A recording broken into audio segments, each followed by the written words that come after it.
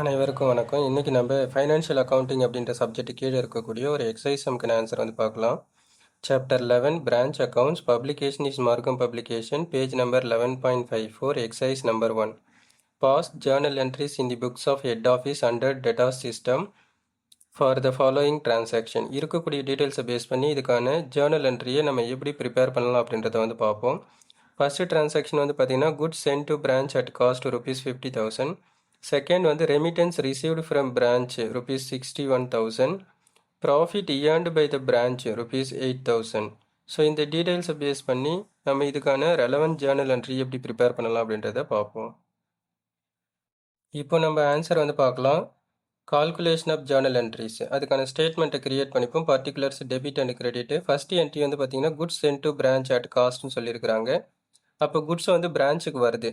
அப்போது branch account debtor என்ன branch வந்து ரிசீவ் பண்ணுறாங்க அப்படின்னும் போது branch account debtor 50,000 to goods sent to branch 50,000 வந்து கிரெடிட் சைடில் மென்ஷன் பண்ணிக்கலாம். நெரேஷனில் being goods sent to branch at காஸ்ட்னு சொல்லிட்டு மென்ஷன் பண்ணிப்போம். அதாவது ஹெட் ஆஃபீஸ்லேருந்து பிரான்ச்சுக்கு குட்ஸ் வருதுன்னு அர்த்தம்.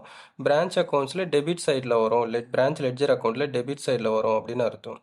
செகண்ட் வந்து பார்த்தீங்க அப்படின்னா being cash received from branch head office வந்து என்ன பண்ணுறாங்க அப்படின்னா பிரான்ச் ஆஃபீஸ்லேருந்து கேஷை வாங்கிக்கிறாங்கன்னு அர்த்தம்.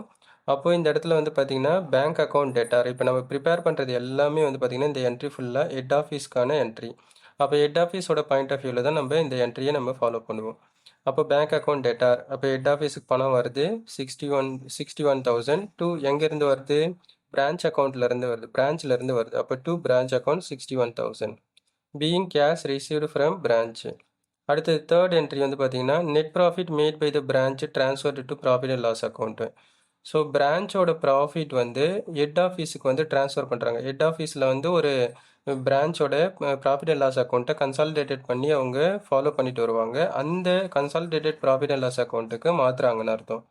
அப்போ பிரான்ச் அக்கௌண்ட் டேட்டா கொஸ்டினில் 8,000 கொடுத்துருப்பாங்க to profit and loss account. So profit and loss account general profit and loss அக்கௌண்ட்டுக்கு மாற்றுறோம். அப்போ கிரெடிட் சைடில் 8,000. Narrationல being net profit made by the branch transferred to profit and loss account. That's all. Like, share, subscribe and click on the bell icon.